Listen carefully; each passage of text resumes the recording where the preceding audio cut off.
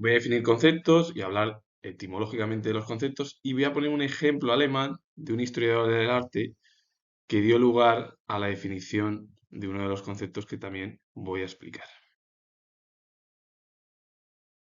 El término cientificismo proviene de la ciencia y viene del latín scientia, que es conocimiento a la vez, y luego el sufijo ismo, que es una doctrina, sistema, tendencia, resultando de la doctrina postura que considera el método científico como la única vía válida para obtener conocimiento y resolver problemas, dándole un valor excesivo a la ciencia y sus métodos en todas las áreas, a menudo de forma crítica, más allá de los límites de la propia ciencia.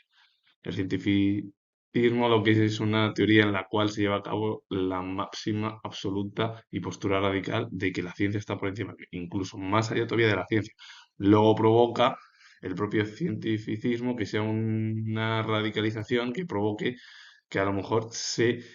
intercalen ciertos conceptos o definiciones que puedan incluso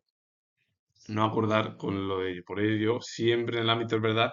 que la ciencia para mí, yo siendo historiador, está por encima de otras cosas, pero a veces hay otras en las cuales también se puede recurrir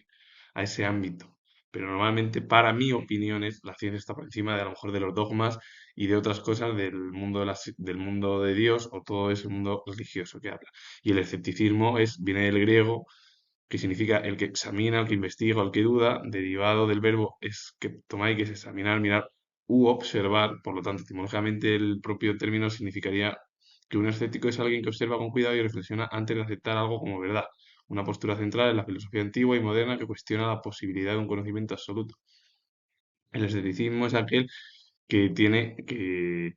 observa con cuidado, que reflexiona, que antes de decir que eso es verdad, él va observando, va reflexionando, va llevando a cabo dudas si se puede llevar a cabo en una existencia real o no real. La iconología, rama más profunda que analiza el significado intrínseco, desarrollado por figuras como el historiador alemán Erwin Panofsky, que voy a hablar de él, que estudia la obra en su contexto cultural. Punto. Y el término etimológico de iconología proviene del griego eikon, que es imagen, y logía, palabra, estudio, tratado, más el sufijo ia, que es cualidad, y es una disciplina que se dedica al estudio profundo del significado y el simbolismo de las imágenes dentro de su contexto social, cultural, histórico, yendo más allá de la simple descripción de las obras de arte, porque la iconología lo que lleva a cabo es una descripción todavía más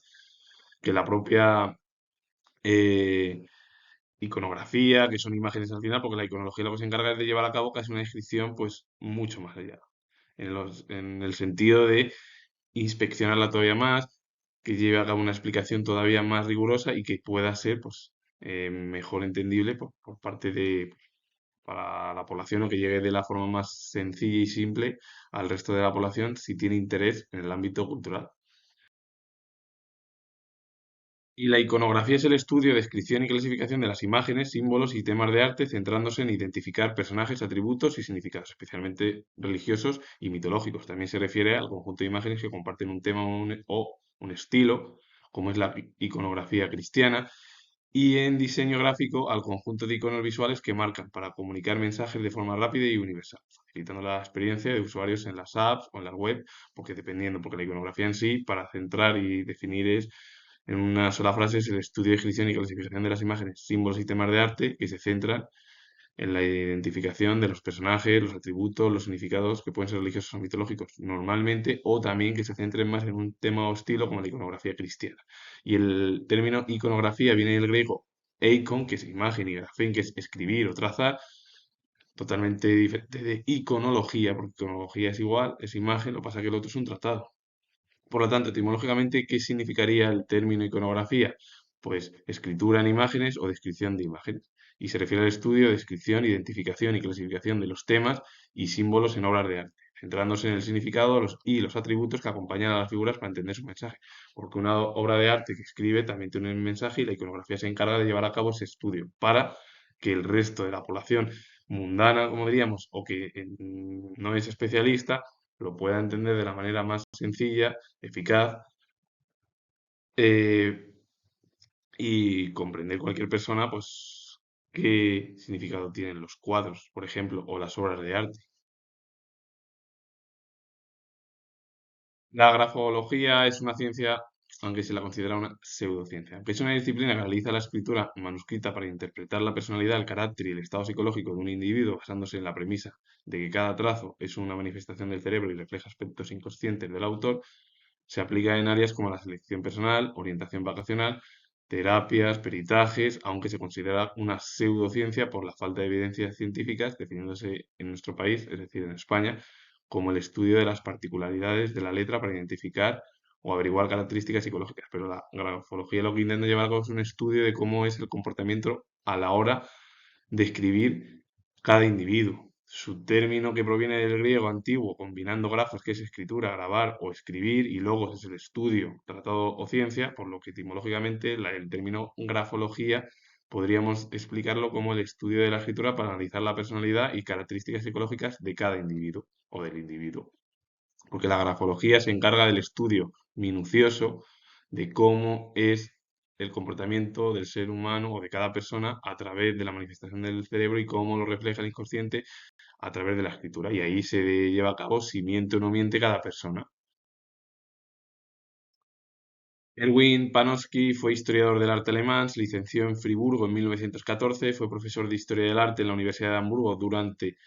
12 años, porque estuvo entre 1921 hasta 1933. Cuando llegaron al poder los nazis a Alemania, tuvo que exiliarse, se marchó a Estados Unidos y continuó la labor docente en el Institute for Advanced Studies of Princeton y también en la Universidad de Harvard. Y una de las obras ya de su última instancia fue la del significado de las artes visuales de 1955, pero él prácticamente su huella la dejó como docente, profesor, primero en Alemania, después de licenciarse en Friburgo en 1914 y luego ya estuvo como profesor en la Universidad de Hamburgo durante 12 años. El problema es que como Alemania subieron Hitler al poder, muchos de los propios intelectuales, profesores, se tuvieron que marchar fuera de Alemania e incluso fuera de Europa debido a que Alemania invadía de la Segunda Guerra Mundial todos los países europeos porque Gran Bretaña y Francia no hicieron nada para evitar otro conflicto. Desgraciadamente, y esto es mi opinión, si llegan a evitar cualquier conflicto y llegan a parar los pies las dos principales potencias y mirar sus propios ministros, británico y francés, a los sucesores que hubo durante la dictadura de Hitler en Alemania durante esos 12 años en el país germano, a lo mejor no se hubiera primero provocado un conflicto mundial, como la Segunda Guerra Mundial, y se hubiera a lo mejor alentado más a Alemania que evitase cualquier país su expansión. Pero como miraban los países a otro lado, como pasó en la Guerra Civil y en todos los lados, pues al final la situación quedó pues con el estallido de un conflicto bélico brutal después de la Primera Guerra Mundial, la pandemia de 1918, la crisis económica del crack de 1929 y tantas situaciones económicas, sociales, políticas, económicas que destrozaron durante 31 años, 31 años sí, de 1914 hasta 1945, pues, por eso más de 3 décadas, destruyeron lo que fue Europa y es lo que provocó que después, en la Guerra Fría, Europa perdiese la hegemonía, que ya la había perdido en la Primera Guerra Mundial y que la mantuvo en el siglo XIX, pero que ya y está sucediendo el mismo problema hoy en día. Hoy en día Europa tiene muchos problemas para convertirse en un principal autor de la política o la geopolítica actual.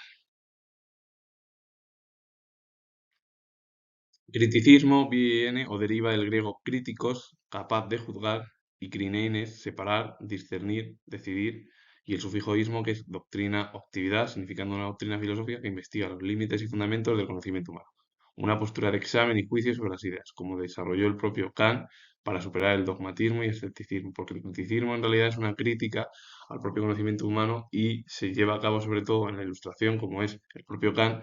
un crítico con los dogmas y el escepticismo con el objetivo de que Kant lo que intentó llevar a cabo es un desarrollo intermedio entre el racionalismo cartesiano de Descartes y el empirismo de Locke y Hume, británico o anglosajón. Y el criticismo es como esa manera de decir qué límites tiene el conocimiento humano, porque hay cosas que no se ven a través de los sentidos, que luego se pueden pensar en tu propia bases en tus ideas, en tus propias ideas. Y el término empiriocriticismo es un neologismo filosófico del siglo XIX que lo acuñó el filósofo alemán Richard Avenarius, que fusiona dos conceptos griegos. Empiria, que es experiencia, de empirismo, y críticos o krinein, que es juzgar o criticar, como la palabra criticismo. Así, describe una doctrina que busca una filosofía científica analizando críticamente la sola experiencia, eliminando toda metafísica y basándose en la experiencia pura o elementos de la experiencia. Porque el empiriocriticismo en realidad es recoger las teorías empíricas de anglosajonas o británicas con el criticismo kantiano o de Kant que llevó a cabo en el ámbito de qué conciencia, claro, pues el empirocriticismo es una crítica y recoger casi la filosofía científica de que todo lo que es a través de la experiencia pura o elementos que vienen de los sentidos, ahí se puede sacar conocimiento. Lo que ya no se puede sacar conocimiento es de las ideas o de cosas que no se ven o se tocan a través del mundo de los sentidos. El término dogmatismo viene del griego dogma, que es lo de opinión, enseñanza o principio, más el sufijismo, que es la doctrina o sistema. Se refiere a la tendencia filosófica o actitud de aceptar ciertas ideas o proposiciones como verdades absolutas e incuestionables, sin admitir crítica, oponiéndose al escepticismo. El dogmatismo en sí se lleva a cabo, pues eso, son cosas, unos dogmas que son, unos postulados que son así y que no se lleva a cabo una crítica. Entonces, es totalmente opuesto al escepticismo, porque el escepticismo es aquella persona que es escéptica porque si no conoce, no reflexiona sobre ese conocimiento, no puede entender si es verdad ese conocimiento verídico. El dogmatismo en sí sería algo de que si se hizo una idea, con esa idea sobra y ya no se cuestiona. Así que con ello finalizo, comentar que soy historiador, si os gusta este vídeo relacionado con varios conceptos y el ejemplo alemán, darle a like, suscribiros, poner comentarios, repito de nuevo que soy historiador y nos vemos en el próximo vídeo.